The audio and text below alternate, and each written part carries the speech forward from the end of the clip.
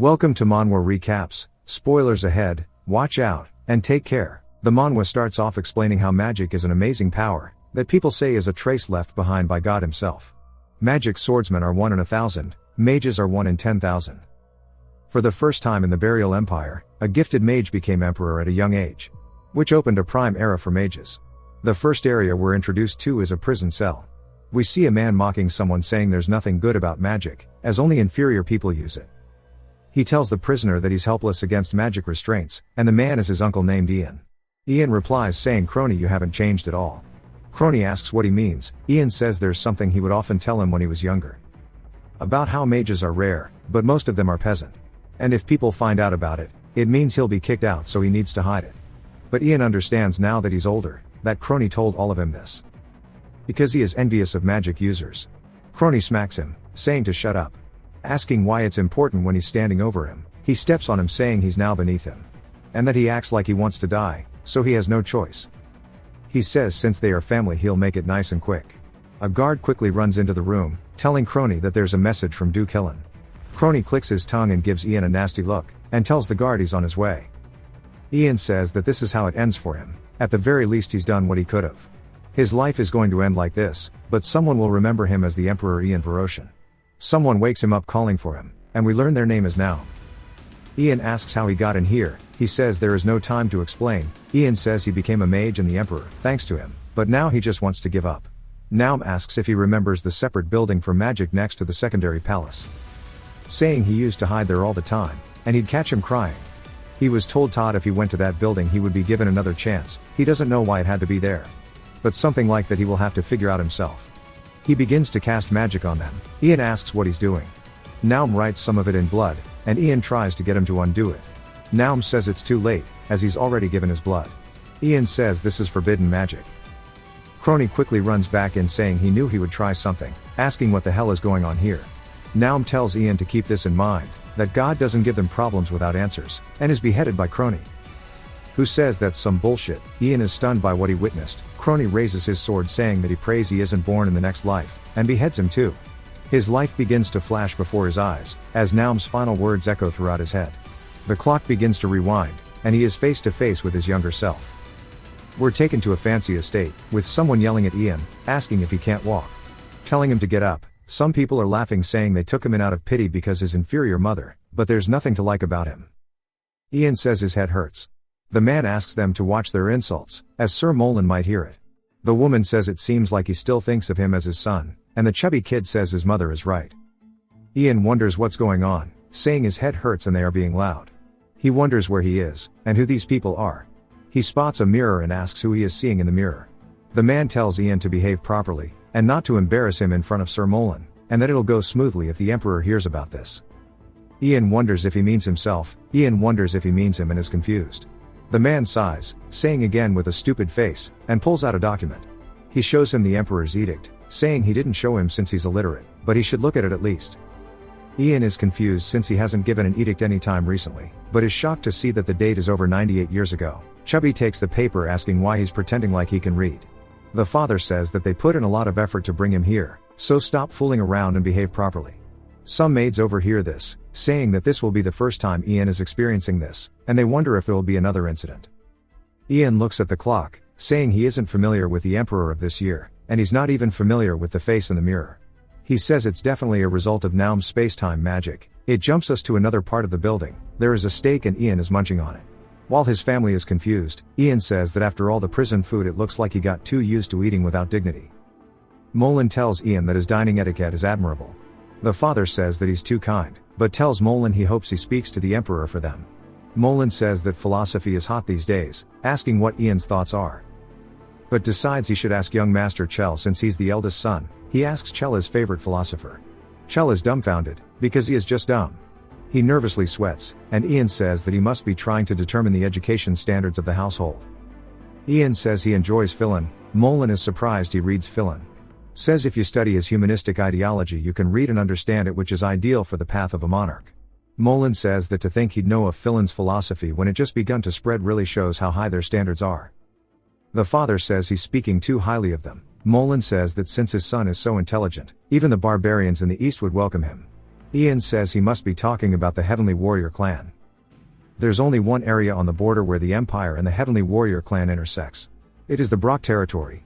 In the past the Brock family signed a peace treaty with them. Ian's father puts his hand on his. They brought a bastard son named Ian into the family for the peace treaty, and gave him to the barbarians as a hostage. Which is what his father says. Ian smiles saying yes father. It jumps to later, with Chell angrily yelling asking how dare he humiliate him, asking if he thinks he's a noble for joining the family. Ian says that if he wasn't a noble of the Brock family then Chell would have been sent to the barbarians instead. Chell grabs a pot and throws it at Ian asking how dare he speak to him informally. The vase shatters, a piece of glass cuts Ian asking if he wants to die along with his mother, saying he was living like trash yet now he's acting up. Ian's eyes begin to glow, as he releases his magical power, telling Chell he's an arrogant child.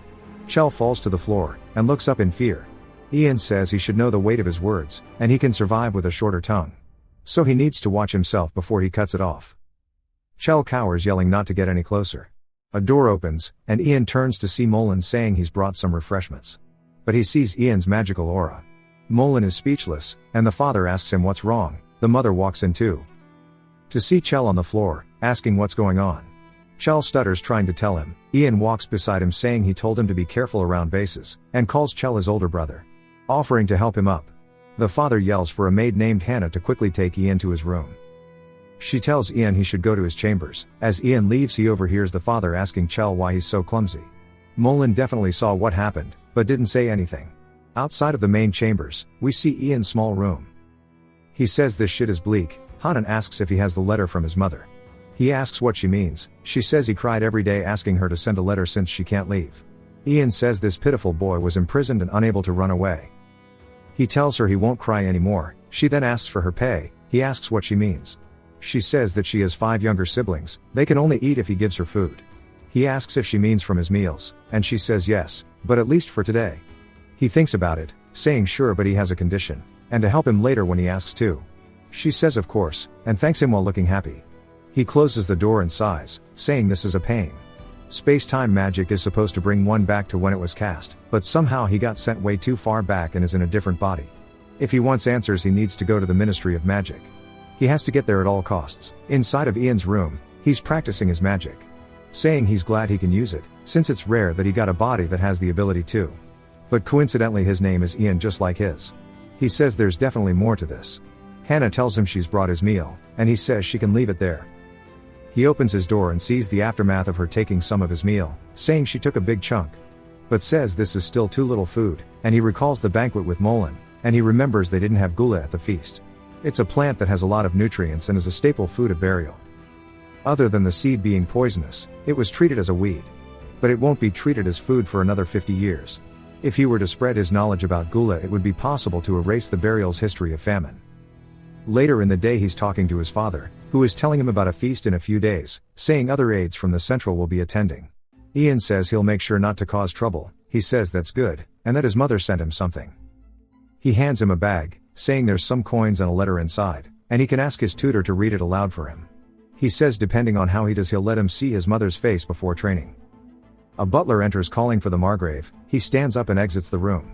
Ian says he can't find anything resembling feelings from the Margrave, and he feels sorry for this body's mother. Something catches his eye on the desk, and he picks it up to reveal a letter. He starts to read it, but is surprised to see that it's a second account book. He realizes he must be siphoning the tax that should have gone to the Central, and he's quite bold. This is probably why Sir Molan came all the way here. The door opens. Ian quickly cuts the lights off with magic to hide the fact he's snooping from his father. The butler says they must be faulty, and trips throwing papers everywhere. The Margrave tells him it's fine, and just to pick up the papers. Then he sees Ian is still there, and quickly opens the curtains to see Ian is still in here, and he's standing there with the bag in his hand. He sees the papers still on his desk, asking what he's been doing here all of this time. Ian says he never told him to leave. The Margrave says the barbarians requested for a letter with his signature. Ian asks why his. He says they are a hassle, and he should send them letters occasionally. He'll let his tutor know so he can copy what he writes. The Margrave tells Ian he can leave now. He says understood. Ian starts to read the letter, saying even though he is illiterate the mother keeps writing him letters. The letter is the mother asking how he's doing, saying she is living well. And to work hard for Chell and build a friendship, and once he arrives in the barbarians' lands. Just from reading that he laughs, saying that his suspicions are correct. It cuts to the feast mentioned previously, and the Margrave tells Molen it's good to see him. Another man introduces himself as Digger, and another man introduces himself as Mac. The mother says she hopes they have a wonderful time and asks if they are ready to eat. Molen says that Ian seems to be looking more outstanding every time he sees him. Ian says that it must be because he was looking forward to today, and he's curious about the capital. Mac asks what he's curious about. Ian says he can use this to check how capable they are, asking what they eat. They say there's nothing special in the capital, and it's similar to the Margrave side. The rich eat well and the rest eat plainly. Digger says it would be nice to have new types of dishes. Ian says on that topic, can't food they think is inedible actually turn out to be food? Saying there's no good or bad when it comes to nature, they should just be grateful they can satisfy their hunger. They are all speechless, and Max says he sounds just like the prince. Ian asks who, and Digger says he's talking about Gale. Ian says he was the one who started an uprising and led magicians but failed. Ian wonders if this means they are Gale's people. Max says he's sure they'd get along well. Ian says there's no point getting close to traitors, but he can make use of them. Molen says regrettably time passed quickly, but that he has a small request. The Margrave asks what it is. Molen says he'd like to take Ian and get some fresh air. The Margrave asks if he can send Chell too. Molen laughs saying it's always better to have more people. It cuts to them all walking, and Piggy is gassed out asking if they are there yet. Max says almost, and if it's too tiring they can take a break, and he stares at Molen. Digger tells Molen he and Mac will keep Chell company while he rests. So they tell Molen and Ian they can go ahead. Molen tells Ian he saw his eyes flash golden, asking if he is perhaps a magic user. Ian thinks about his reply, saying he's not sure what he's talking about. Molen says that Prince Gale is always open to getting to know magic users, as magicians are pretty rare. Ian asks if that's the only reason. Molen asks what he means. Ian asks if that's all he's curious about, saying he's sure there's more he'd like to ask him. Molen looks to the side, and Ian asks if he's here to investigate the fake Margrave account, saying he also desires it, asking if he'd like to make a deal with him. Molen says that's interesting, asking if he's going to bring the Margrave's second ledger. We finally learn his father's name is Vrats. Ian asks if he gives him the ledger what he will do for him, saying he doesn't want to get caught up in the crime. He says he's not part of the Vrats family yet, so he won't have to worry about anything, or even being sent to the barbarians. Ian says that isn't what he wants. A way to protect himself from the severe punishment of the Imperial Palace, and gain ownership. He plans to go to the barbarians without being registered. Molen asks if he knows what that means. Ian says yes and that his father will suspect him first since he was close to him, so he needs to ensure his safety by going to the barbarians. The Heavenly Warrior clan doesn't have a good relationship with either the Brock family, or the Imperial Palace. So it'll be easier to befriend them. And as a powerful warrior clan they'd be an excellent card to have. Saying Molen won't protect him or his mother after all. Molen is taken aback by this, and quickly changes the topic saying Chell is late and he should greet him. Ian says to please do. Ian says he'll stay longer, and Molen says it'd be a good chance to explain his hometown before leaving. Ian tells Molen he may leave, and he does so. Ian says the Brock family fell soon, and given his status he can't set foot in the Imperial Palace. So he needs to make sure of that, by giving the second ledger to Molen, helping the family fall apart. He must make the Margraves family his. Before that he needs to ally with the Heavenly Warrior clan to establish a backing. That is his shortcut to getting deep into the Imperial Palace. As he walks back, he spots someone, shaking while holding a flower pot. He puts his hand on their shoulder, asking how they've been. She begins to tear up as it is his mother. She asks him how he's been. He says he's glad to see her, and Hannah told him he should come here.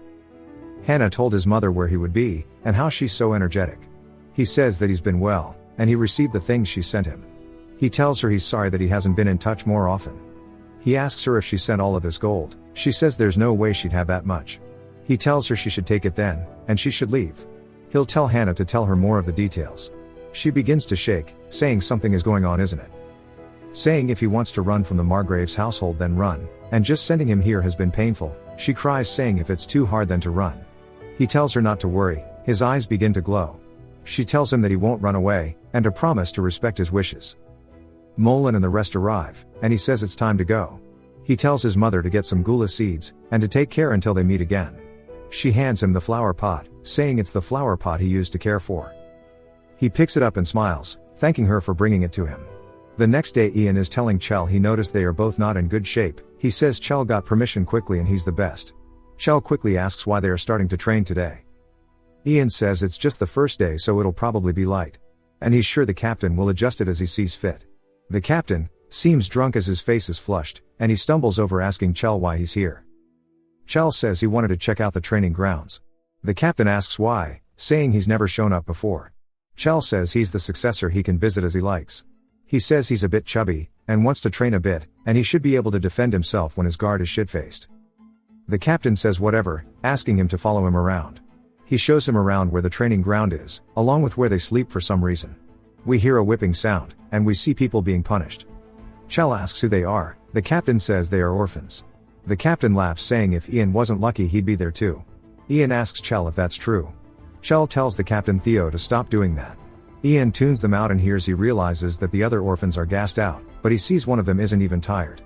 We learn his name is Barrack and he's a pain in the ass. We hear him get whipped again, and Chell says his spirit is no joke. Theo says he's useful in his own way, but that he's extremely untalented, so he lacks the skill. Which is quite unfortunate. Theo says there are some things that are unattainable no matter how hard you work. Knowing when to give up is important. He should live knowing his place.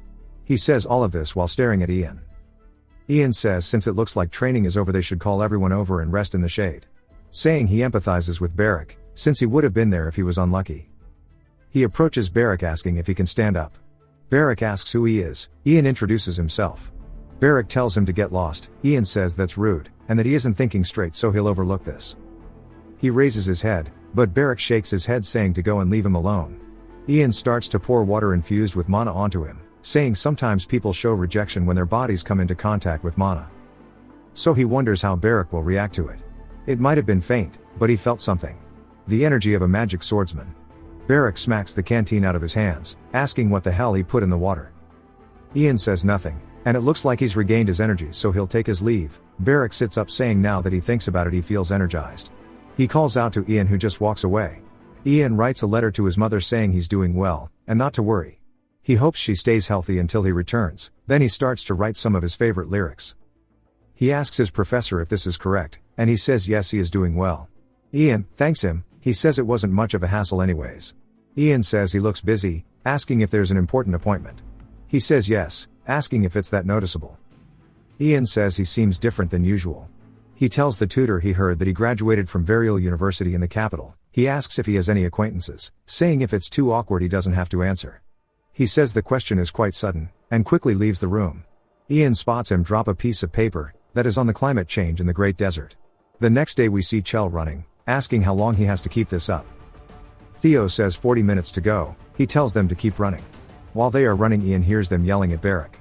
We see Barrack running in, and swinging at his opponent. He dodges, but Barrack gets annoyed and barrages him.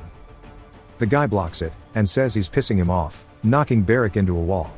He says to stop bothering others. Barrack calls out to him, saying Meryl. This pisses him off, asking how dare he say his name. Barrack stands up saying they aren't done yet. His eyes full of anger, Meryl sighs, asking if he wants to die early. Then kicks him in the chest, saying he told him to stop earlier. He spits on him, saying he won't live long if he doesn't know his place. We see Barrack leaning against some boxes. Everyone starts talking and we hear Ian call out to him. Barrack asks what he wants, since he told him to screw off. Ian says if he wants to win to find a strategy. Barrack says he won't resort to petty tricks to win. Ian asks if that's the case. Barrack grips his sword saying he'll kill him if he keeps yapping. Ian says you poor thing, and pats his head. Saying he'll help him, but in return he'll have to help him too. I think he imbues some mana into him. He takes his hand off Barrack. Ian says he knew it. Barrack leaps at Meryl like a rabid dog. Meryl turns to the side, to see Barrack flying in. He's smiling while he crushes Meryl into the floor. Meryl insults him, and gets smacked in the face, over and over and over again. Everyone is shocked. They quickly run over to pull him off asking if he's gone crazy. But notice he's hella strong right now. They managed to subdue him with 3 people. Barrack starts to laugh and looks really refreshed, saying this is how it should be. And that Meryl is an idiot for turning his back to him. Theo kicks him in the face, and tells the rest to take Meryl to the infirmary, and to take Barrack to the punishment area. He looks over to see Ian, asking if he did anything to him. Ian says no, he just insulted him. Theo says they can wrap it up for today, as the training ground is too chaotic. Ian asks what will happen to Barrack. Theo says they'll need to figure it out, and he thinks he'll get whipped a few more times, and then kicked out. Ian says this wasn't his intention, but it works out for him. It'll be easier to pick him up if he has no affiliation. Later in the day he is talking to Molan and his group asking if he's made up his mind. Molan nods saying that the Margrave usually knows about these things. He tells Ian they need his help. Ian says alright, He'll compile all of the data for the harvested grains, along with the mining output and the farmer's taxes. Molan says that will help them a ton. They respect his decision. Ian says he was right, and that the seal that Sir Molan is wearing is the same one on the paper the tutor dropped. So there must be a connection between them, so he'll make use of this in the future. After the meeting he is walking back, and gets grabbed by the collar, pulled into an alleyway. The butler thought he heard something, and his co-worker asked if he ripped ass. He says nah, maybe it's just a wild dog. We see Beric being a little Seuss with Ian against a wall. Ian says that's a weird greeting, asking Beric how he got in here. Beric says he made a scene all night, and the head butler said he could come in any time. Ian realizes that Vratz already has eyes on him.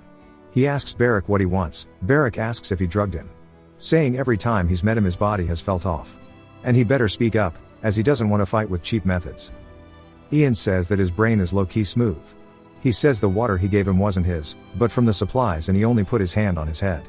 Beric asks then why he felt strange. Ian says he can tell him, but before that he needs to promise something. That he needs to keep quiet about his golden eyes. He says that he also shouldn't be impolite. Beric instantly yells saying yes, those are the eyes he saw. Ian wonders if this is doomed, asking him to listen properly. He says to stay by his side as a bodyguard, and that the power he felt, the power that's hidden within him, he will help him make it his own. Beric wonders what he means by his own power. Ian asks if he knows what a magic swordsman is. Beric says no. He realizes that the time gap is too big. Then tells him to listen closely. There are a few in this world who have the power to resonate with their souls, that is called magic. He has the potential for magic, but that same magic blocks his energy, so training is useless for him. So he needs to use the magic inside him. Beric says he just told him that it's blocking him though. Ian says they need to develop the path that connects the energies of his body and soul. Beric asks if he's going to make that path for him. Ian says he needs to listen first. Beric says they need to start right away. Ian asks if he understands what he'll be doing, saying he'll need to follow him around. Beric asks why that matters, saying he has no home or family. Ian says he might die. Beric says he'll starve to death if he doesn't follow him now. Ian says he likes that, and asks for his hand. Beric gives it to him. He says that he's stubborn and reckless, but that'll make him suitable to be a magic swordsman. They say the greater the magic swordsman is, the more determined they are. They never give up, they never pass up a chance to fight. And have no fear of death. There's no match for a warrior who doesn't fear death. Burke starts to smile as the mana swirls within him. Ian also smiles at this. They do the Arnold handshake. Ian says he looks forward to their future together. It cuts to Ian talking to Vratz, whose words are going in and out of his ears. It's very obvious, and Vratz calls him out on it. Ian spots a ring on his hand, saying it doesn't seem like Vratz has any interest in jewelry, but he always has a ring on. He wonders if it's a wedding ring, but says it's a weird cut. Ornamental gems are usually cut to reflect a ton of light, but seeing how bluntly the ring was cut, it seems to serve another purpose. He heard that sound in the office too. Ian thinks about it for a bit, and Vratz tells him to focus on his meal. Ian apologizes. Vratz says it seems like he's made a friend. Ian says he must mean Beric. Ian says they met in the training field, and have a lot in common. He thought they wouldn't meet again when he was kicked out after making a mistake, but they met again due to Vratz's help. The mother asks what got him kicked out. Ian says he beat someone up. She says to keep someone like that near him it makes him, but gets cut off by Vratz saying it doesn't matter who he hangs out with. Just don't be lazy about his studies, and if he cannot learn to read and write within a month he'll take it as him having been lazy with Beric. And he'll break his neck. Back in the garden, we see the tutor and Molan meeting. He tells the tutor good luck, and the tutor sighs after he leaves. Ian says he was looking for him, but it seems he was talking to Molan. The tutor says it was just a greeting. Ian says that was quite a long greeting. He says it's normal for there to be disagreements with the capital, but what would Vratz say if he found out about the fact that the central administrator and a tutor spent so long talking behind the manor? And that he'd be quite worried about what he would do. The tutor says they didn't talk much, asking if he could consider as he didn't say anything. Ian says on one condition. The tutor asks what? He says to go talk to his father tomorrow, and it doesn't matter about what, he just needs him out of the office for 30 minutes. He asks if that's all. Ian says there's one more thing. And it seems like he knows a lot about the desert, asking if he can get a map of desert along with information about its climate. He says he's a smart person so he knows what he means. The tutor bows saying yes he understands. Back inside of his room, Ian uses magic to construct a mental image of the ring so he can use it as reference and draw and deliver it. He starts to draw it, and then we see Hannah confused asking why he drew a ring, saying that it looks similar to Margraves. He says she recognized it instantly. She says he never wears his wedding ring, only this. And it's really unique so he often looks at it. He says she's observant. However, it's strange that he had to make the key a diamond. Unless there's a reason it had to be one. Then something clicks, and he says non-conductive, saying that since it's a secret drawer it must have something to do with electricity. He tells Hannah she gave him a good idea, and to make sure to ask a carpenter to recreate it with wood and use a rubber cover. Back inside of the Margraves' office, we see the door opens and the tutor thanks him for talking to him, saying this will take some time to discuss. So they need to go elsewhere. Ian lurks behind a corner, and he watches them leave. He asks Hannah if she has the thing he asked for. She reaches into her pocket and pulls out the ring. He says the size seems right, and it's covered with rubber. The carpenter must be quite skilled. He tells her good work, and gives her gold, saying this should stop her siblings from starving. He tells her to keep an eye on the stairs. She says okay. Barak also appears, and asks why he has to do this. He tells him to make sure nobody enters, surely he can manage that. Barak says to leave it to him, after he imbues him with mana. Ian tells him that it's really important. But he'll be right back. He enters the office, getting behind the desk, he finds a hole underneath it. And touches it with the ring, it makes a clicking sound and opens a drawer. He says he's glad it isn't complicated, but is surprised to find letters from the Heavenly Warrior clan. He can't really understand the language, so decides to make his own copy. He says if he puts down specific numbers and stamp it with a seal it should look more legitimate. The capital will probably compare it to the tax reports the Margrave turned in. He starts to stack it back into order. And a knock on the door asks if the Margrave is inside. The butler enters the room to see Ian. His eyes begin to glow as he releases his aura. It cuts to the Margrave asking how dare the butler go into his study, asking what the hell he was doing. The head butler agrees, saying he has no clue what's going on. The Margrave says to throw him away. The head butler asks what he means. The Margrave shouts loud enough for everyone to hear it. He says to take away all of his possessions and throw him away. We see a lot of maids and butlers running around the estate. Barak asks if the incident is resolved. Ian says it could have been dangerous. Barak says he almost died. Then asks if the Margrave knows stuff was stolen from his study. Ian says even if he does he'll just blame the butler. Ian says that it was actually a great thing that Barak didn't stop the butler from entering the room. But that there's a problem. The letter and map he received from the tutor says there is a risk of a sandstorm on the dates he'll be passing through, so to exercise extreme caution. And that the contents of the memo are asking about the leader after the female chief. Ian wonders why this was so important he had to keep it in his secret drawer. It seems like they are writing back and forth. Barak says he understands now. That the black things are letters, and the white thing is paper. Ian says he knows quite a lot. And asks if he remembers what he said earlier. He says of course he does. 1 to burn the key he gave him, 2 to give the paper to Sir Malene and get gold, and 3 to deliver a message to Philia. Ian says good, asking if he remembers the message to his mother. Barak says that it's to go into hiding immediately and gather gullah seeds. Ian says good, he's obtained an excellent guard. Barak says it's nothing much. Ian hears a horse outside, and looks down to see a camel horse thing and a robed figure. He asks Barak which gate he'll use to leave. Barak says the main gate, but Ian suggests he use the back gate. As the Heavenly Warrior clan have arrived, one of them make eye contact with him. So it might get quite loud tonight. That night, Vrats tells him to introduce himself. And the man he made eye contact with is Nur Sarn, the younger brother of Chief Kakonar. His full name is Balamay Chin Nur Sarn. Ian introduces himself, and Vrats asks what brought him here so suddenly. Nur Sarn says the vice chief's condition is suffering, and he would like to move up their family's schedule for amity. It's all for the sake of the future, so please understand. The Heavenly Warrior clan values their vice chief's death more than their chief's. Because unlike the chief who became leader through battle, the vice chief is their spiritual leader. Their traditions dictate that the entire tribe holds a 1-year memorial service, making them want to proceed with this. And, before he can finish his thought, Vrats says while their circumstances are unfortunate, why should they do that? Nursern says that their vice chief Winchen is special. He's led them with his eyes of truth for countless years. Every tribesman has had to face his gaze, and even Ian will have to face it and be accepted by him. Vrats asks if he's doubting his blood, saying they've sent a document from the Empire to verify it. Nursarn says that's just a scrap of paper. Nursarn says he's told him before that Ian is the son of his late second wife. But a piece of paper can't prove he wasn't a child picked up off the streets. Ian says they want to use the eyes of truth to determine if he's Vrats' son, saying it makes sense. As even if he's the Margrave, it's strange he had people from the capital come down to add Ian to the registry. It's hard to tell what would happen to the Amity affair if Winchen dies now. Since he could use sudden schedule changes as an excuse, it would be good, but for some reason the Margrave is hesitating. He wraps his hand around Ian, saying he understands. Since his son will need to prove himself, why don't they rest today and talk tomorrow? And he'll have them guided to their rooms. Nursarn thanks him, and he hopes he makes a swift decision for peace. We hear Vratz yelling saying this is why they shouldn't associate with barbarians. He seems sharp, probably because he is the chief's brother. He tells Ian he'll take care of the registration document, so just stay silent until he returns. Ian says yes sir. Vratz slams the carriage door closed and leaves. Ian smiles saying he must be in a rush to expedite the registration process. But he can't believe he left like that, and he made it quite easy for him to have a conversation with them now. Ian says that they must be exhausted after their trip, telling them to enjoy their food. And he just wants them to listen to his proposal while they eat. Nursarn asks what it is. Ian says that a friend of his wants to go with them. Nursarn says that only Ian is meant to go, saying anyone else would be a burden. Ian says nah, and that he'll surely be of help. It's of course Beric he wants to bring. Ian says that Beric is good at fighting. Nursarn laughs, saying they sure do know how to make them laugh. Ian asks what he means.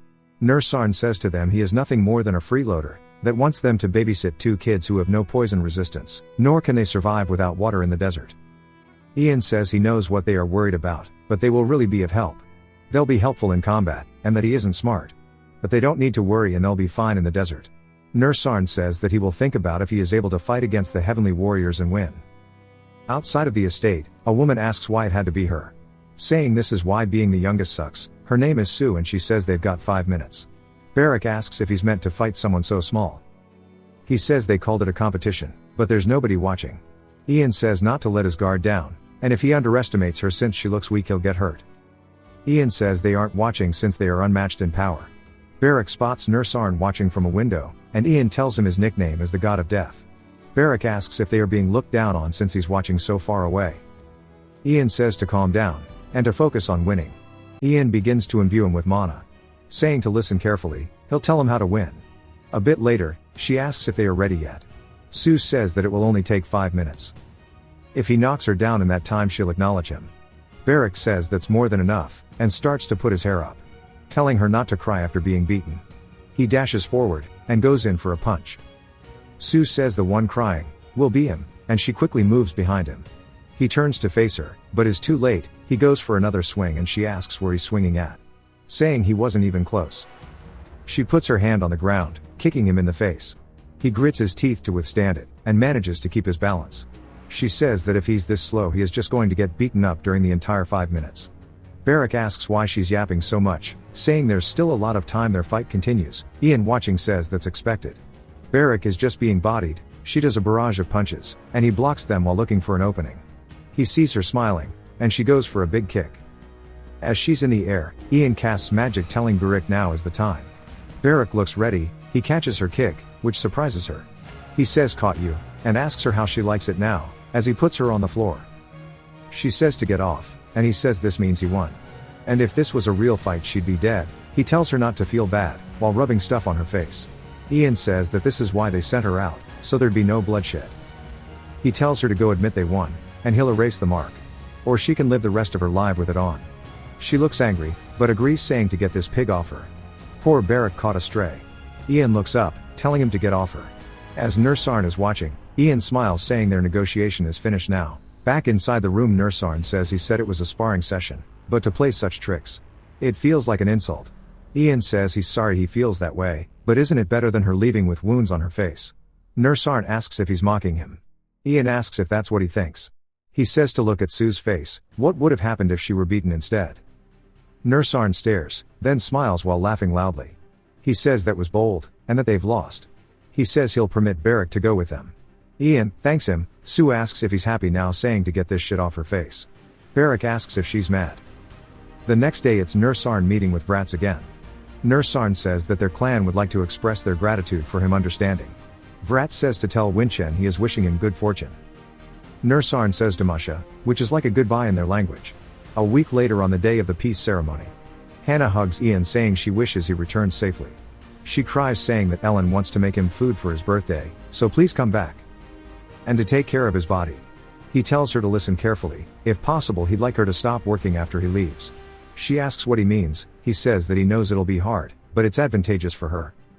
She should escape quickly. He thanks her for everything she's done so far. He looks out the window, saying that his life here is over, and that it's time to go to the Great Desert. We see them making it to one of the meeting places of the Heavenly Warrior clan. The chieftain greets Vratz, and introduces himself. His name is Kakanur. Vrats returns the favor. Cockhonour says since everyone is here they should sign the agreement. Vrats looks over it, then pulls out a homogeneity potion to prove they're blood related. They both drop their blood on it, and Nar Sarn whispers something to his brother. He says that they need Winchen to confirm things on their end, so they'll do it after they return. Vrats thinks that the barbarians are dumb for taking their shaman's word over the potion. He tells them to do as they wish. Cockhonour cuts his hand, signing the contract in blood. They say Damasha again. I guess it's like WoW NPCs saying honor be with you. They go back outside, and Vrats hugs Ian saying to take care. Then tells him to remember the reason he is alive. Ian says of course, telling him it's for the honor of the Brock family. He rides away, leaving only dust remaining. Later in the day it was time for them to head out. Beric is chugging their water, while Ian shows them the tutor's map. They make it to their destination, and the people thank Cocken, nickname, for his hard work. Some people ask which one Ian is, and they all agree it's the blonde one. Cocken asks one of the men how Winchen is doing. They tell him he's recovering.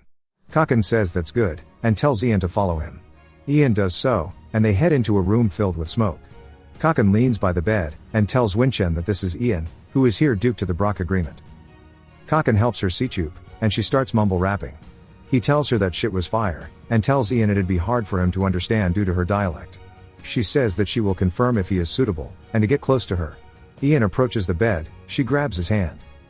Asking if he is here by the will of God, we can see his old self shrouded over the new one. He tells her that he is. She asks if he's Vrats' son, he says yes. She asks if he is here to bring peace, and he tells her that is the only reason for his existence. She releases his arm, and tells Cocken something. He says he understands. They head out and Cocken tells the rest it's time to head out. And to prepare a room for Ian and his companion. He says also Ian, they have a welcoming ceremony in the evening, so don't be late. Ian watches him leave. Beric runs over asking what the chief said. Ian tells him about the banquet. And it jumps to the banquet. They are all eating and having a good time. While Beric is munching, Cocken calls out to them, asking how they are feeling. They say good, thanks to his generosity.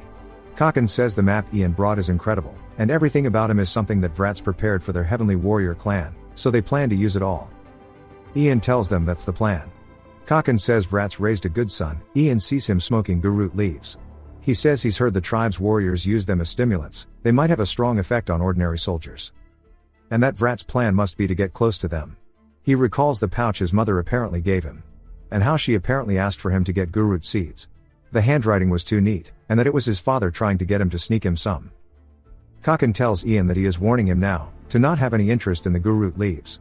To lose it, as they are only for the warriors. He can't stop him from inhaling the smoke, but he won't allow questions. Ian says he'll keep that in mind, but thinks that he's sharp.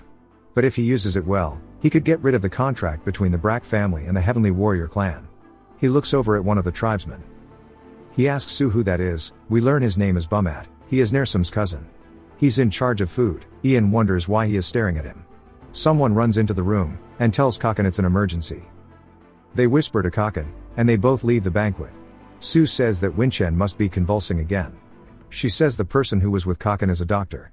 Ian says her condition seems bad, asking if there's a cure. Sue thinks about it, saying there is but she doesn't know if it's possible. She says that they need a flower named Salask, but they don't know if it exists. It's meant to live forever by just blooming. Ian realizes that it was the flowers his mother gave him. The next day, we learn that Winchen has been unconscious since last night. Inside of Cocken's office they are all panicking saying they need to find the Salask. Cocken then notices Nasarn, then asks why he brought Ian here. Nasarn says that Ian said he might know something about the Salask.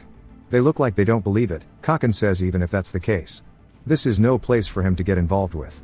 He tells him to return to his room. Ian says that the flower that doesn't wither after it blooms, what they call Salask. Is it perhaps red? Cocken asks if he's seen it before. He says that he's seen the flowers in the Brack's fiefdom. But in exchange for the information he wants to make a request. Brack is simply a piece of the massive Varial Empire. This peace treaty was something the Emperor wished as well. So his arrival here is the Empire's will. He would like for them to guarantee the safety and respect of a guest of the Varial Empire, rather than someone of the Brack family. Cocken gets angry, saying he's trying to bargain with Winchen's life on the line. And he wants to ask him, if he were to cut his head off right now if the Empire would send an army. If it's as he says they certainly should, right? Ian says he doesn't know about an army, but it'd definitely be a problem.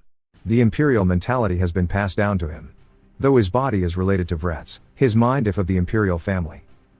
Cocken says that sounds like a joke, don't make him laugh. He says it's because of people like him that their god brought Winchen among them. She sits up in her bed and Kakan tells her that Ian claimed to know of Salask's whereabouts. And that he has the imperial mentality apparently. He asks her if it's true. She stares at him, and begins to see a golden light from him. She shakily stretches her hand out, then puts it to her shoulder and bows to show respect. As she's seen something behind Ian. She starts to pant heavily, then falls over. The attendants quickly run over to check on her. Ian tells Kakan the Salask is in his tent. Kakan yells, telling the rest to go get it. Ian leaves the tent, and Beric asks what's going on, and if they need to run. He tells him that it's fine. As it's his first gift to them as a guest of Ariel. It jumps to them sitting at a table. Kakan thanks him for his help. He says he's heard it wasn't enough, and she'll need more roots. Kakan says it was still helpful, asking if he can get more Salask. Ian says he can't be certain if he can. Ian says that it's been a while since he's grown them, so he's uncertain how to care for them. But he can't get them for another fortnight or a month. Kakan asks why it would take so long, since they can get there in 3 to 4 days. Ian says if he wants to hear the specifics they must promise him something. Kakan asks what it is. He says in their treaty with the Brack family, he wants them to prioritize him over the Margrave. Kakan says it seems like he wants to overthrow his father. He says that the strong becoming the leaders should be the same here too. Kakan smiles, saying that priority would be hard, as he has no control over the Brack fiefdom. Ian realizes he's right, and says he'll tell him now. Soon an army from the Empire will head down. And it's because of tax evasion, that the Brack family will disappear in a month. Kakan asks if he's telling the truth. Ian says he swears to the heaven it's the truth. They ask how he knows about this. He tells them that those who came from the capital were talking about it. Kakan says if that's the case, he won't be safe either as he's a Brack. He says that is true, while he is Vratz's son, he isn't by law. Since he hasn't been put in the family register yet. He is just Ian, rather than Ian Brack. Kakan is angered by hearing this, but Ian says it means the Empire has no legal evidence to use against him. And he can become the new lord of the Brack fiefdom. Kakan says to send an unregistered child. This is just deception at this point. Ian says that he is still Vratz's son, but he will trust Kakan's decision as a leader. He asks if Ian has anything else to say. Ian says that since he won't be able to trust him, he will give him a broad idea of what'll happen. Ian says once his father dies the territory will be empty, and to lead his warriors to enter Brack with him. He won't have to worry about fighting the Empire's central army. They will try to avoid fighting him, as they are afraid of the great warriors. Even if they somehow fight, Kakan can return to the desert. He just needs his tribe to stand behind him. It would be nice if they added the words that they are on his side, as he's become like family to them. Kakan says he knows they won't face loss from this, but if they help a bastard son acquire Brack, what would they gain? Ian says that he will turn it into the best territory of Ariel. And he will show them the true power of a sincere alliance. Kakan tells him they have a need to change. It's not just a trade for commerce or numbers and letters. True peace and a genuine alliance. Where the heads of both sides can trust their backs to one another. Nersum says there is a big problem. If Vratz, who is pushed into a corner due to treason, asks for their aid, they have no reason to refuse him. As he's the one they've signed the treaty with. Ian says that he has a justification they can use to break it. Ian tells them that his father secretly ordered him to bring back some gurut leaves on his birthday. Ordering someone who was sent as a symbol of peace to smuggle an illegal product back, especially an item they've got banned, is a good enough reason to break the alliance. Kakan laughs, saying it's more than good enough. But just breaking the alliance isn't enough for him. He asks Ian for proof. Ian says none that are physical, but he'll be able to double check through Winchen. Kakan says what he just said is something he'll need to swear to God for. Ian says if that's what he wants he'll do it. Kakan laughs, saying alright. He thought all of the Brock people were idiots. But Ian is quite extraordinary. He asks if he truly only wants the heavenly warriors to back him. Ian says yes. Kakan says he has a question. Asking him why he is doing all of this. Ian says if he goes to the capital, specifically the palace, the Brock territory that he expanded himself will be the only thing backing him up since he's from the remote regions. Kakan slams the table, saying he wants to make one thing clear. They do not intend to spill blood for his sake. Ian says he doesn't want that either. Kakan asks if he's not afraid of death. Ian says not at all, since he's already died one.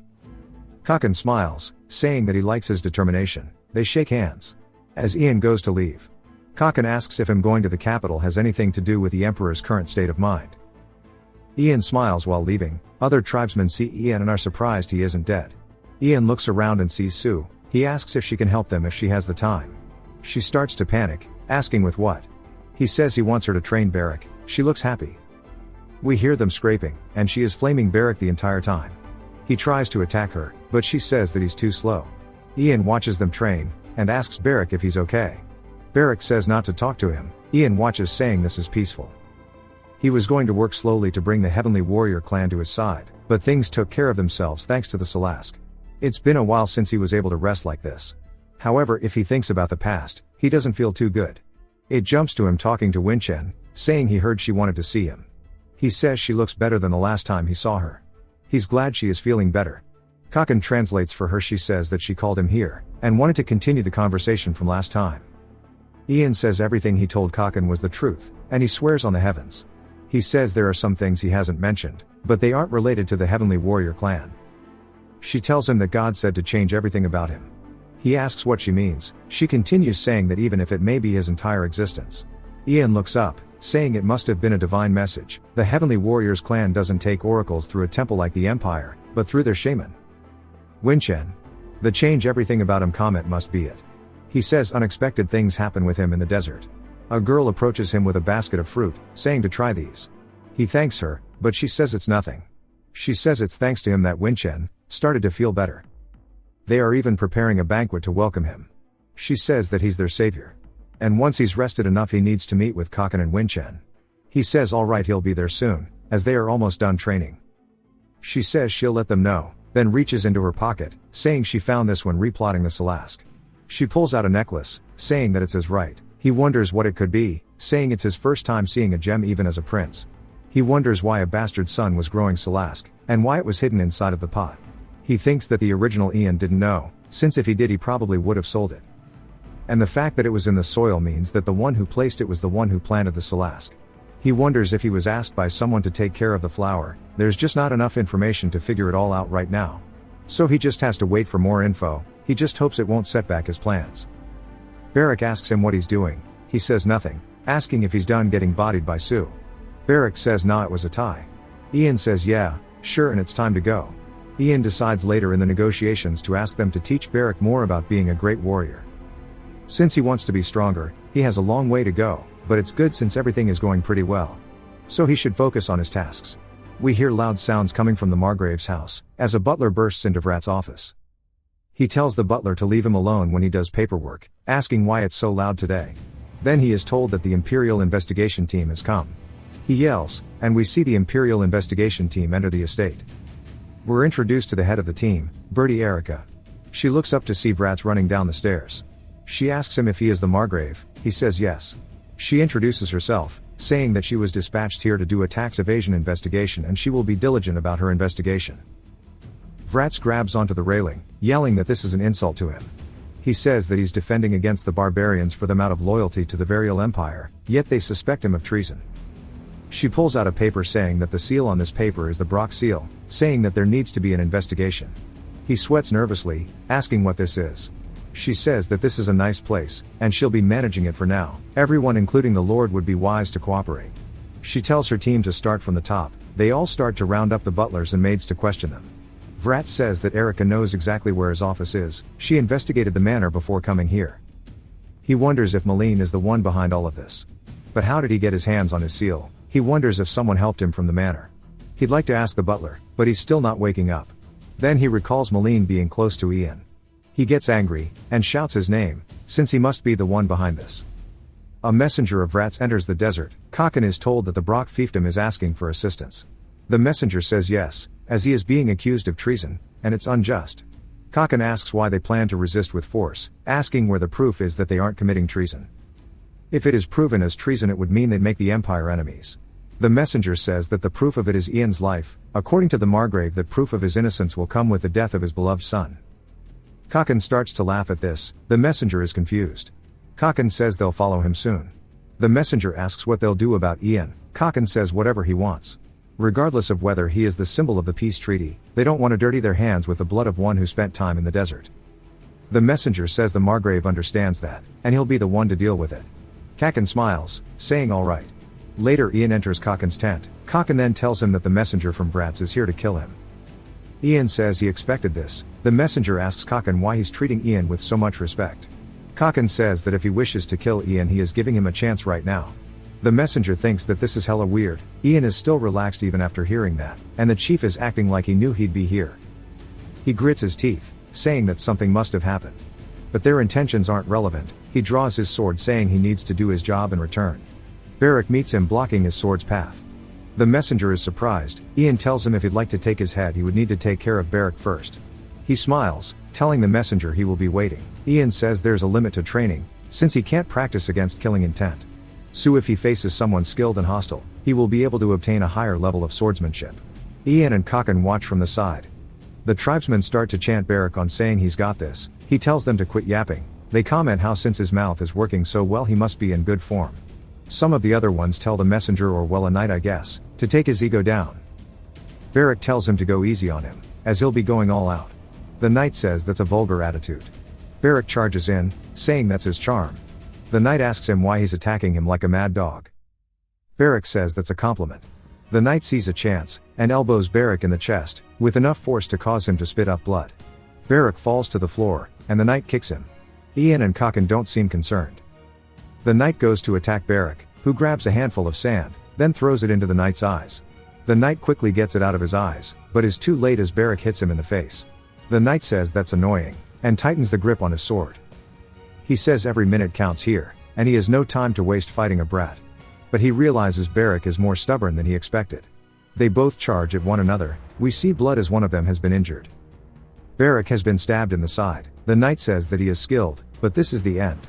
Beric screams, and the tribesmen say if he wants to kill him he should just kill him. Instead of this kind of insult, Beric grabs the sword then begins to lose consciousness. As he falls over with it piercing through him. The draws another sword saying that there is no time, he needs to die for them to prove the Margraves' interest. Ian doesn't look fazed, as we see Beric coming from the top rope. The knight turns, barely avoiding the sneak attack. He is confused, asking how the hell he is standing with a sword through his chest. Beric grabs the blade, and pulls it out saying that he isn't done yet.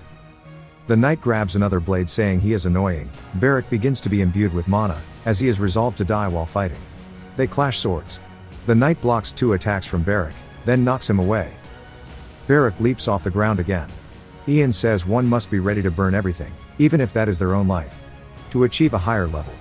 He slices the knight down. The knight loses his grip on the blade, and falls to the floor. Beric also begins to lose consciousness, and falls over saying he's tired. The tribesmen are all impressed by him, saying he did great. Kakan says he knows why he brought him here. Beric has the natural qualities of a warrior. Ian smiles, asking where else can you find someone with a personality like Beric's, and he tells him good job. Outside the Brock estate are guards watching every exit. Vrats frantically walks around the room, until he hears a loud sound at the window. He turns shocked, to see that it's Sue. She says he doesn't look good. He recognizes her, and asks where his knight is. She hands him a bag saying that it's Kakan's answer.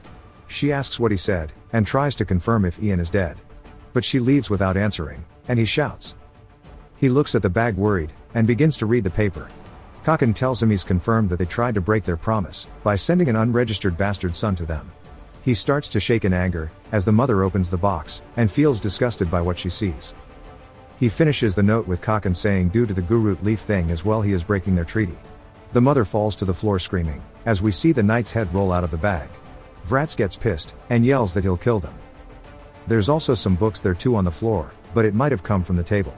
Vrats says they want to screw him over, but there's only one thing he can do. He's already considered a traitor, and with or without the Heavenly Warrior clan's help he can expel the investigation team. He starts to home alone a curtain, to use it as a rope.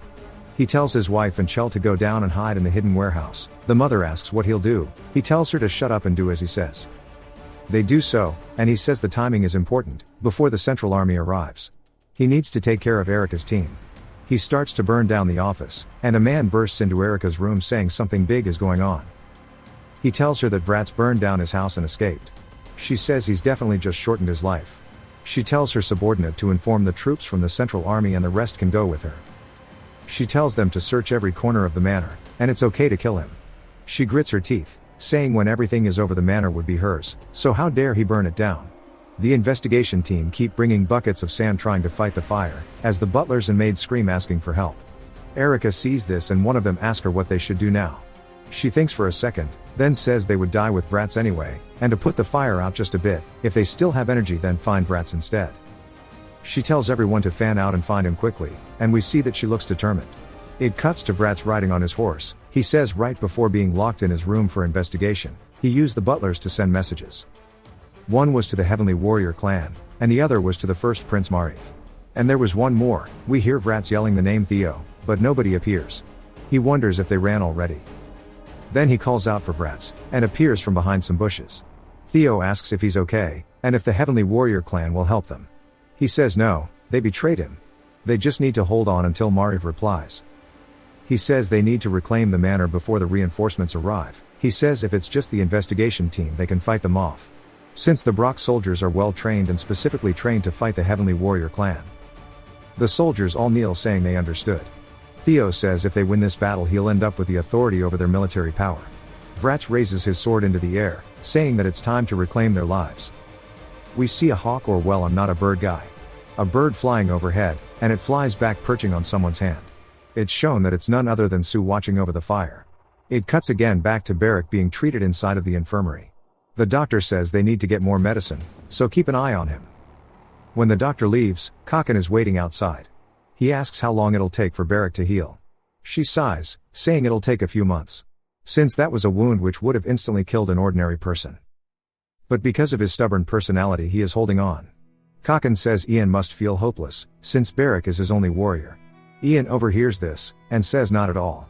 There's always a way after all. He begins to imbue mana into Barrack. As he channels his mana in, he realizes that this isn't working, and he shouldn't put any more mana into him. The doctor returns, seeing Ian wobbly.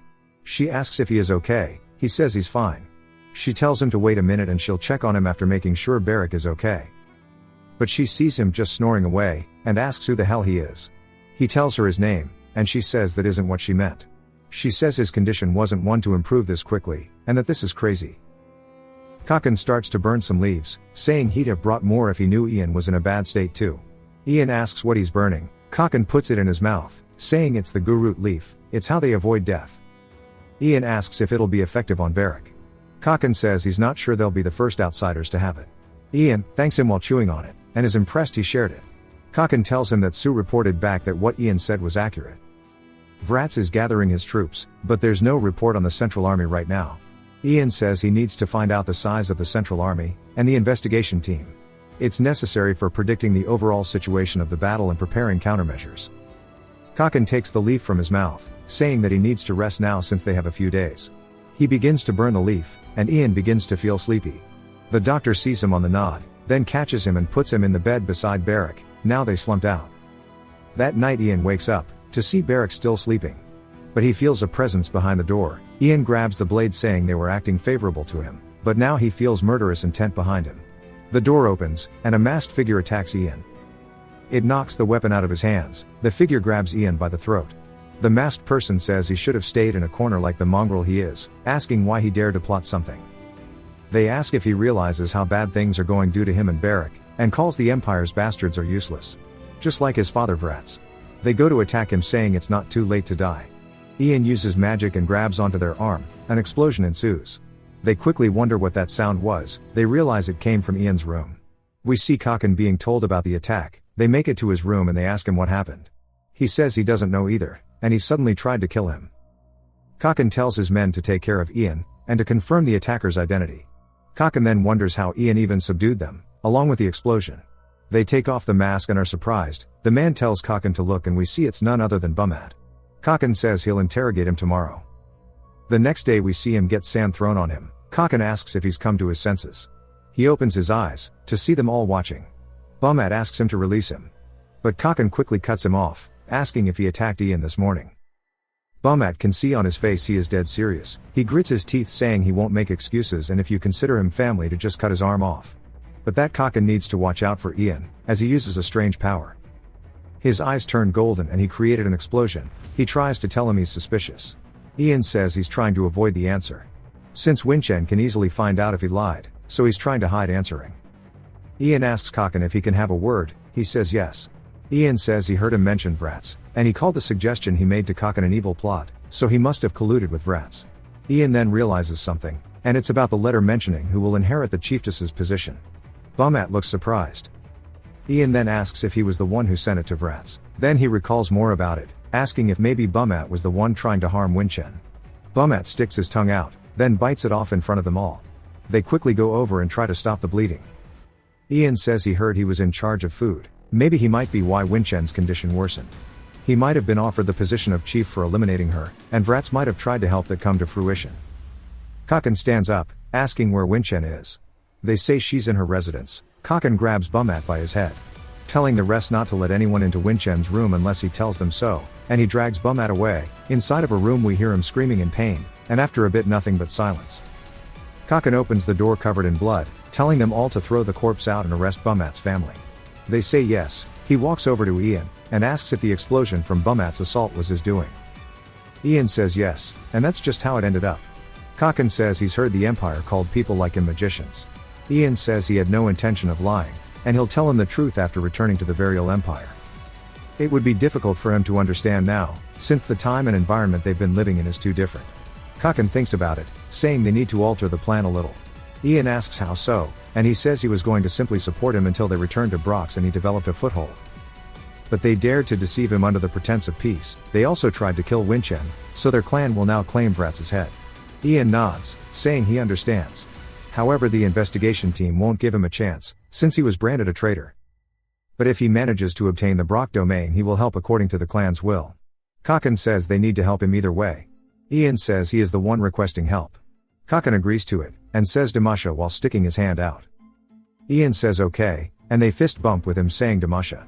He heads back to the infirmary asking Barak how he is doing. He sees Barak happily greeting him. Barak tells him that he feels great, and compliments the doctor for totally not putting alcohol into the medicine. The doctor is happy too. Ian helps him lay back down, saying that it's strange, even though he knew he would recover quickly, this is still too fast. He asks Barak if he remembers his parents' face. Barak says of course he does, though they are dead. Ian says he shouldn't have any mixed species blood, and wonders what the reason is. Barak then asks when they are returning. Ian says soon and maybe even tomorrow. Barak is glad to hear it. Ian tells him that he cannot go with him. Barak sits up but hurts himself. Ian says this is exactly why. Barak says to just wait to see how he heals tomorrow. Ian says that there's no other choice, and battles against the Margrave soldiers, along with the other armies, is what awaits them. He tells him to focus on recovery until they are done. Barak starts flaming the hell out of him, calling him a beansprout and other insults. He grabs onto Ian begging him to use mana. Ian says he's surprised at how he treats his master, and to go easy on him, since he's just a beansprout. And asks if he doesn't remember, saying that he was already using mana by himself. Barak is confused, asking if he really was. Ian says yes. Nurse Sarn then enters the room asking if he can come outside for a moment. As they've got news from Vrats, we see a bird landing on Kakan's hand. He says the timing is perfect. Vrats is circling the manor with his private army, and the investigation team are holding from the inside, waiting for reinforcements. And the citizens are hiding near the bank. Ian tells him that's because the bank is an area of non-aggression. He says the Heyman Bank is in charge of the Empire's financial infrastructure. There's at least one branch in every area. If they end up harming the bank, they will deny anyone service who is related to the matter. That's why both the investigation team and Vrats won't attack it. Kakan says it's just a sanctuary in a way. Ian says exactly. But that they need to hurry. The residents who can't get protection will turn to Vrats' side. Kakan says that they'll leave for the Varial Empire tomorrow then. Back at the Brack Manor, we see a war breaking out. Vrats is talking to Theo, asking what the Marlrow people are doing, saying their fiefdom is next door but they aren't helping. Theo says they refused their messenger. This angers him. Theo tells him they don't have many soldiers or workers anyway, as it's a commerce area. The horn of the cavalry is blown, and they both look over afraid. Seeing the Empire's flag, Vrats starts to panic, realizing this is bad. They fall back, and it takes us to the Heyman Bank. We see all of the citizens at the gate trying to get in. They all start to do their best to get inside as the capital's army murdered everyone inside of the mansion. It jumps to Hannah holding her brother shaking in fear. Her brother points out to see a giant bird in the sky. Hannah's eyes lose their fear, and turn to hopeful instead. As we see it's Ian riding into town. They are walking through the city. We see a kid crying for his mother, while others argue over bread. Kakan says it's worse than he thought. Ian says he doesn't know, it just seems as exactly as he thought it would. We see the civilians panicking thinking the barbarians have invaded. One of them called them heartless for thinking it was the perfect opportunity to invade. One of the tribesmen named Mugaroon, Mo for short, says he's pissed they keep calling them barbarians.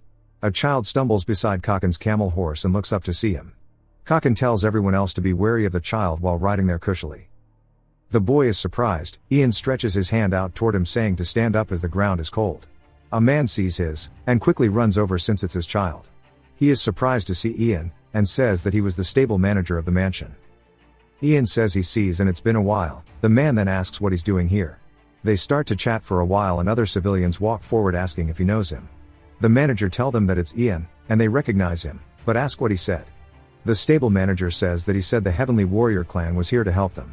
They arrive at the mansion, and we see Barrack is tied up, but completely out of it. Sue asks why he brought him. Ian says he has no choice, he would have caused trouble if left behind. Some of the inspection squad point their sword at them, asking how the barbarians got here. Kakan goes to kill him, but Ian takes his hood off introducing himself, and the Heavenly Warrior clan. He says he isn't here to fight. He and Erica make eye contact, and Ian says to inform her of their presence. Inside the estate, we see Kakan and Ian sitting at a couch. Erica enters the room, asking if he's Ian. Saying that she's heard of him from Sir Molan. Ian asks if she's one of his subordinates, she says in a way yes. Ian asks her what happened outside, she says surely he saw. There were some issues, but it's concluded for now. They've also confirmed the tax evasion. But that Vratz's knights were annoying, which is why she's still cutting them out. Then she says besides all of that, asking what they are doing here. She says she's heard he has a lot of grudges about Vratz. Asking if he's curious about his execution. Ian says Brock is his homeland, he couldn't sleep well at night because he was worried about the situation. Since the Heavenly Warrior clan was worried as Vratz's ally they also came. Erica laughs, and puts her feet on the table saying that's bullshit. And everyone in the Centra administration is aware how the Vratz and clan are at each other's throats. And that Ian is living roof, as he was sold to them since he's a bastard son. Ian closes his eyes, and lets out a chuckle. This annoys Erica, and he says it's only natural she has so little knowledge about the Brock family. Ian says he's sorry for his rudeness, but the way she speaks is quite grand. Then takes a show about how she's a bastard as well. This angers her, and she goes to say something. But Kakan stands up, saying he is the center of the Great Desert, so stop with her vulgar speech. She's already confirmed tax evasion, so hurry and execute Vratz, then leave. And they'll take care of the Brock fiefdom. She slams the table, asking if he's lost his mind. She calls him a beast, asking if he knows where he is, saying she's an emissary of the Empire, he is disrespecting the crown. He tells her to mind her own words, he's shown enough generosity listening to her rant. She shakes her fist, and asks Ian if he wants to die with his father, saying everyone knows he's his son, so nobody would blame her for killing him. Her face turns red, as she tells him to stop talking back to her, and he should know his place. He says he knows it very well, he is Vratz's son, but he isn't a member of the Brock house. He is also a citizen of the Empire who interacts with the Heavenly Warrior clan. The investigation team's purpose is to confirm and punish Vratz's embezzlement. Not to take over his land afterwards. So is it out of line for him to request she leave? She says a damn peasant dare to open his mouth. Kakan throws a letter down, saying this is from his clan. They've agreed to ally with the Brocks, and they desire peace more than anyone else. She asks why he's stating the obvious. He says according to the treaty they must assist Vratz, but now he's a criminal and Brock is just a small piece of the Varial Empire. So they'd like to help her, but since Ian is the one who brought him here, they'd like him to succeed in everything related to Vratz. He asks what she thinks, she is surprised, asking if she heard it correctly. Since it sounds like he's trying to turn a bastard son into the Lord. Ian smiles at her, and she sighs saying they've lost their damned minds. She grits her teeth, saying there's no fault in him other than his blood. The backlash from the citizens would be severe if they tried to make someone else take over, but if Ian steps forward they would be able to accept that. Not to mention he already has Kakan's backing and that is important for fiefdoms bordering the desert. She says even so, it is up to the Emperor to grant the land. Ian says he is aware of that fact, until the Emperor reaches a decision nobody can interfere. She looks annoyed, she says fine and she gets the idea of what they want. But they've not yet tracked down Lady Mary or Chell, she has the responsibility to catch them in order to restore His Majesty's name. Ian says they'll assist her, they'll also take care of the aftermath. As the investigation squad is already hated by the citizens. So to make sure it's smooth they'll take care of it, she tells him not to do anything stupid like helping Vratz. He says she's unaware of their relationship, but please don't work as he'll bring him here to her. He closes the door saying he'll show her how serious he is. Erica gets pissed, saying she just has to hold on until the palace designates the lord for this land, she'll make them all shut up. She yells for a paper and pen. It jumps to Vratz in the forest, not gonna lie thought she had him caught earlier on, I must have been lost. He asks Theo how much longer, he says that since Merylrope has the gates closed, they need to head to the Hanwan kingdom. Vratz is pissed it's ended up this way, saying he'll have to keep an eye out for an opportunity. We see a bird flying above, then a soldier beside Vratz gets killed. Kakan says it's been a while Vratz, and we see him looking down on them. and he says that he looks like a mess. Theo and them start to panic. Theo says to protect the Margrave. We see a familiar red-haired man jumping at Theo with a sword. Beric holds his side, saying that stings. He asks if he remembers him, saying he used to beat him all the time. Ian asks Beric if he's okay, he says yes and tells him to stay back.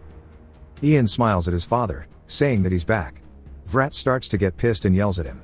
Beric swings at Theo, we see blood as his shield has been shattered, and I'm assuming Theo is dead too. It cuts back to Erica, who is staring at the floor, to see that Vrat's is in a bag. He tells her that his soldiers' corpses are laid out in the front yard. She says he's capable at least. He says since they've caught Vrat's they'd like her to do his punishment quickly. She says how arrogant, she's yet to finish her mission. She has to find Chell and Mary still. Ian asks if they left the fief, she says they couldn't have, as they've received no word about a woman or child leaving. She tells him to feel free to search for them in the town, and it would be nice if they stayed there. Ian and Kakan watch her leave, then she is talking to a subordinate telling them they need to find them first, and double check the corpses for them as well. And once they find them, they can continue their plan. He says yes ma'am. He will keep them hidden until the Emperor appoints a new lord. It cuts to Nurse Arn saying that Erica is quite clear and that she's waiting for the Emperor. Ian says he's noticed it as well. Kakan says this is just a matter of time until she becomes lord, and their clan will be losing their investment. And that Ian better have a plan for this. He says that he's right, she will become the new lord. But that also means they just need to buy more time. It'll take 2 weeks for the letter to reach the capital. Kakan asks how this favors them, saying they are crawling everywhere to find his son and wife. Ian says that Erica explained it herself, she hasn't completed her mission yet, as her mission is to bring the house down, right? The reason they are staying here is because they are confident that Mary and Chell are still here, but once it becomes known they've left they would have to chase after them to complete their mission. So if they find them first, they can use them as bait. Kakan chuckles asking if that's so. Saying fine since they've caught Vrat's they just need to watch for longer. Ian thanks him for listening. Kakan asks him what he'll be doing now. Ian says that he has something to do, so he'll head out first.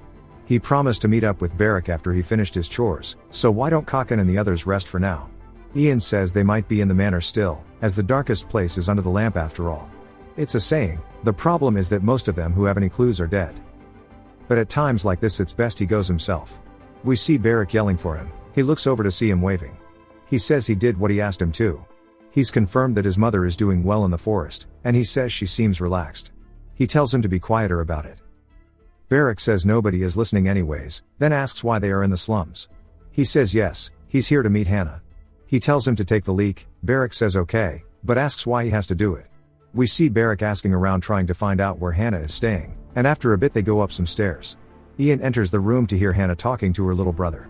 He calls out to her, and she cries while running over to him. She starts asking him a million questions, asking if he came back for her. He says it'll be okay, and to calm down. He asks if she knows of any rumors about there being a hidden area around the manor. She says she doesn't recall anything like that.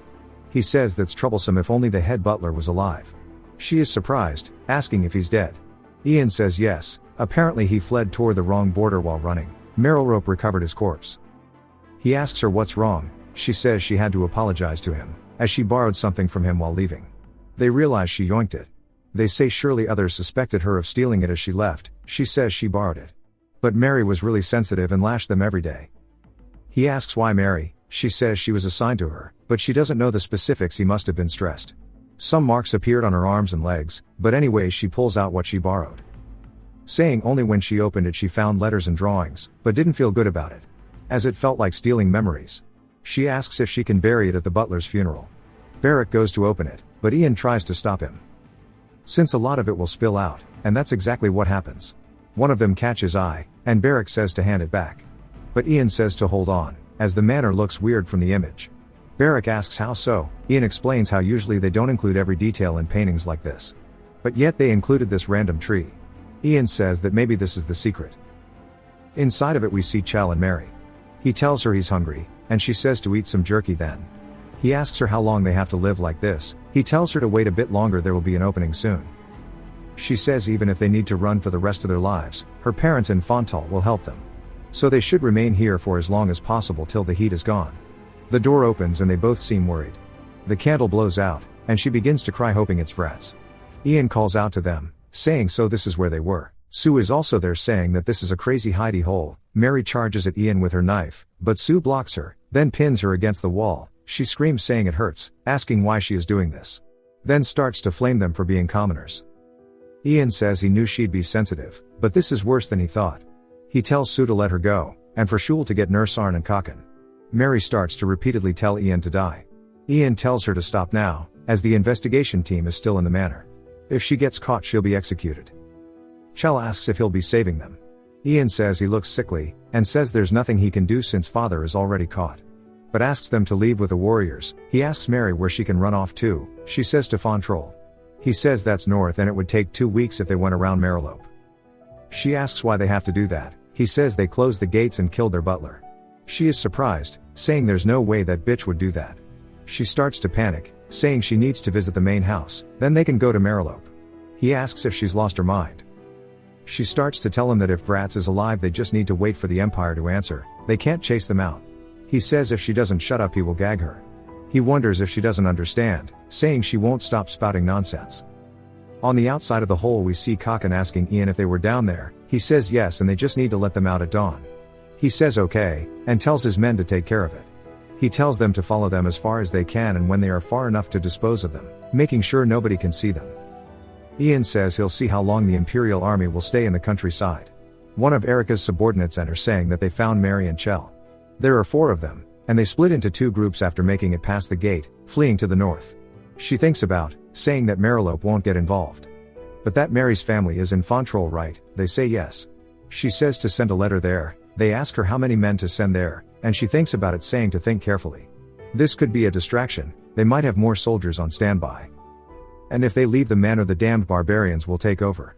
She says to send 20 people, and make sure to keep them alive if they can, but he can bring back their heads if they need to. If she can catch Mary and Chell, then nobody will oppose her taking over the fiefdom. She says that Ian and those annoying barbarians, she can deal with them all at the same time. One of Mary and Chell's escorts draw their sword, and cut the investigation squad's members' heads off, leaving only their corpses behind. We see Erica distraught that the squad was all killed. The sole survivor says after they killed the captain they got mercilessly slaughtered. They called themselves the Knights of Vratz. She asks if they remember how many there were, and if Chell and Mary were there. He says yes, he is quite confident. She tells him he can leave, and is left in pure anger. She slams her table asking why the Empire's response is so damn late. Her subordinate tell her that it's because the letter is being sent by land. Any decree marked with the Emperor's stamp is sent on a golden carriage after all. She says that's ass, then asks what Ian and the barbarians are doing. He tells her they aren't doing any suspicious, they are just helping rebuild the town, and it must be to get goodwill. She says that this isn't good, they are taking it for themselves. But now that she thinks about it, it's strange. Mary and Chell were gone this entire time, but only recently appeared escaping with unknown men. She starts to think that Ian has something to do with it. She tells her subordinate to call for the stable master immediately. She asks how the hell she made such a mistake. She should have checked their horses earlier. She calms down as someone knocks on the door. We see it's Ian. He asks if she's made any progress in finding Mary and Chell. She asks why he cares. He says he's really curious, since if they are alive and plotting something he won't be safe. But that the people who escaped with her asking if she's certain they are the Vratz Knights, suggesting if Erica has a traitor. She asks what nonsense he's talking about. He says if the traitors are trying to put her into a difficult spot, by hiding those 2 in a spot she couldn't find it would make sense. The investigation squad's goal was to bring the Brock household down, but they couldn't find Chell or Mary, and until they find them they can't complete their goal. At the very least they'd have to find their corpses. She calls him a filthy mongrel, asking where he found them. He says he doesn't know what she means. She draws her blade, saying to stop acting so coy. And how dare he work with the Heavenly Warrior clan to belittle the Empire. He says she is barking up the wrong tree right now. He says if she wants she can check if any of the Heavenly Warrior clan is missing. She gets pissed. He asks if she didn't confirm their numbers before letting them in, saying that seems kinda lazy. Her subordinate enters the room, saying that the stable master said 2 of Vratz's soldiers' horses have gone missing. Ian says as expected, and there are definitely traitors behind it. He tells her to chase them quickly. She starts to stutter out of anger, then says she'll kill him one day. He smiles saying that she's scaring him. As she leaves, his smile turns into one of success. She tells her subordinate to gather all of the soldiers. He tries to warn her it's bad, but she says that they can't let their guard down and they are playing coy, so if they catch them they can prove it. She says to make sure to keep an eye on Ian and Kakan, and report if anything is strange. We see the hawk from above watching all of this, and reports back to Nurse Arn. He says it's just as Ian has said. They are making their move now. He asks Kakan if he can use the other hawk. Kakan says sure, just give him sweets. Nursarn says he hopes their men do well, since there are mountains, and they are used to the desert. Kakan asks if he doesn't trust his family. He says of course not, since they are warriors. Nursarn says that after the Imperial army leaves they need to prepare to leave after killing Vrats. They can't leave the desert for too long. Kakan agrees, but says that since Ian goes to the palace he'll need to go to the capital, so who will take care of this land while he's gone? He says he isn't sure, as he'll have Beric with him. Nursarn quickly picks up that he's hinting that he will be the one in charge, and says he doesn't wanna. He says he's sure it's a benefit to them, but they don't know if Ian will permit it or not, and he hates it here since it's cold. Kakan says that's important. Nursarn says that he hopes the succession gets decided before it gets colder. He has a feeling it'll be delayed. Kakan says sure, then asks what'll be going on at the palace. It cuts from the manor to the first prince's castle in the capital. We see some books, and a man take his glasses off. And a butler says he's sorry for the intrusion. We're introduced to Mari Vorosian, Varial's first prince. He asks why he's here so late. The butler says that Vrat sent a secret letter. It's unmarked, but it has the Brock family heirloom in it. Mariv seems interested, then begins to laugh, asking the butler to read it, telling him where he thinks the lies are. He says it's hard to tell. Mariv says that Malene advising him to join the second prince is probably the truth, since that alliance actually exists, with Malene as one of Gale's men. But the part about him refusing them after and how his son framed him must be a lie. The butler says he agrees too. Mariv says surely the investigation squad was dispatched, asking who is in charge. He is then told that it's Bertie Erica, who is one of Malene's subordinates. The butler says then maybe Gale is preparing to charge Vrats for treason. Mariv says he's unsure, but for now bring all of the documents related to Vrats's land, and anything that Malene reported. He then tells his butler that he will be attending the minister meeting. He hopes Gale isn't planning anything stupid. It cuts to later in the day, with a meeting starting. They wonder why the first prince is here, and they begin to panic. Mariv watches them all talking and smiles. They finally get to the matter of the Brock tax evasion. They've confirmed it and seized the assets. But that Vrats resisted and fought back, but they defeated and arrested him. But they are chasing his wife and child. They decide he needs to be killed immediately, and to notify the Empire. Mariv says he has a question, asking if only those being punished are his wife and son, asking about the bastard son Ian who was in the report. He was ineligible to be registered into the family, so he should be turned into a slave, rather than killed. He's also built a close relationship with the Heavenly Warrior clan. They ask the prince if something caught his eye. He says he was just curious. If Vrat suspects that Ian and Malene colluded, it means that Ian is on Gale's side, and it'd be troublesome if Gale allied the warrior clan. They start to discuss what to do with the fief after taking the household down. They suggest sending someone from the palace to take care of it, then they can get the delayed taxes too. Mariv shakes his head saying he's concerned about that, saying the citizens and the Imperial army were fighting, meaning if they place someone from their side there they'd be met with hostility, which would reduce the output, and not to mention since it's closest to the warrior clan, they need someone to speak their language. They start to talk among themselves, and the Minister of Magic, a woman named Wesley, asks what Mariv has in mind. He smiles, saying that they should postpone appointing the Lord. She says it might create more chaos if they do. He says they'll simply dispatch an advisor temporarily. Wesley suggests Erica do it since she's already there. He sighs, saying she's killed the family of the citizens there, not to mention she is still trying to catch those who escaped. They start to think about it, and one of the ministers says that both Wesley and Mariv made good points, asking what the other ministers think. They start to yap, but thank God we don't have to hear it all. He raises the gavel, saying they've reached a conclusion, and they'll close the meeting now. As for appointing the new lord of the Brock fief. But it cuts back to the manor, as the soldiers of the capital are leaving. The citizens talk about how they must be trying to chase Chal and Mary. The other citizens are happy they are leaving. Erica watches all of this, saying they are so excited, she hopes the soldiers can get their corpses at least. A warrior stops her from re-entering the manor, saying that they'll be using it from now on. Since there are only 5 of her men left, she can sleep in the tents outside. She barks at him, asking who he thinks he is talking to. He says if she has any complaints, then talk to Kakan. She says to take her there now. Erica says that he plans to use the manor. That sounds like a bad joke. They need to use the tents like usual. He says that if she wants to stay here she needs to lower her numbers. He says they can give her a room. There's a storage room at the end of the hallway that isn't being used. If she can't find a way to reduce her numbers, to let him know, as he needs a chance to unsheath his sword after all. She shakes in anger, saying if only the paper appointing the Lord was here. One of her subordinates enter, saying it's arrived. She asks what has, and he says they received a letter from the capital. She starts to get really happy, saying that they are screwed now. It's kind of cute, and she'll head down immediately to get it. He says not to worry, as he's already brought it with her. He tells her they delivered it by carrier pigeon, and her mental starts to crumble.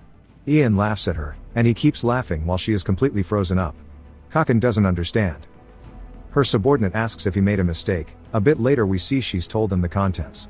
Kakan has been briefed by Ian that if it's from a pigeon and not a carriage, it means it is nothing about the new lord. Ian says yup, and we see the letter just mentioned sending Malene and his boys here to temporarily help lead the fief. She shakes in anger. Kakan snatches the paper out of her hand, and she tells him to get it back. He looks at it, then realizes his ass is illiterate, so hands it to Ian. Ian tells him what it says. They are delaying appointing a lord, and sending an advisor instead. Kakan asks what they'll do. He says that they'll be in charge of reconstructing the fief, and will be in charge of Ian. He says that means they are more important than Erica. She realizes that the letter might mention a delay in appointing a lord, but at this rate she'll end up as someone who failed to take the Vrat's household down. She'll be removed from the list of potential candidates. She wonders how it got this bad. Ian asks her why don't they have a talk. He says he's unsure about the other parts, but he'd like to help her with punishing Vrats. She is surprised. He says that the only people who know of this letter are here, so if they stay silent nobody will know. They've got 2 weeks until advisor Lomander arrives, so if they kill him before then, there will be no way for them to meet. All he asks her is that she allow the Heavenly Warrior clan to handle it, as it shouldn't matter who is the one to finish it. She says that she will think about it. Ian says she truthfully has no option. Sue watches her leave, and they ask her why she's just standing there. She awkwardly holds out a dead bird, asking if it could possibly be a letter from the palace too. He says she really had to cause an incident. She says it kept loudly tapping the windows with its beak. It's from Malene, saying they have a problem as it seems like Vrats wrote a letter to Margrave, and he joined the meeting to delay the appointment. Malene says he'll be heading there quickly, but don't feel disheartened. Ian says he was wondering why it went so smoothly. Kakan says it's a power struggle, asking when Vrats had the time to send out a letter. He says he doesn't know, but it's pointless as Margrave spoke publicly already. But when Lomander arrives, he'll have to make sure to treat him well, since Margrave suspects he's colluding with Malene, and he'll believe that Ian is on Gale's side. Kakan says this is troublesome. He sure considers Ian a thorn in his side. Ian says that's why they need to make it clear. It'll be difficult if they have everyone against them after all. Kakan asks him if he plans to take Margrave's side in all of this. Ian says he is the legitimate and true heir. Since the advisor was tasked with reconstructing the fief, they will be able to decide when the Heavenly Warrior clan can return. Kakan says he was meaning to ask about that, and since all they've come here for was to kill Vrats. Once he dies, he can send the warriors back before winter comes.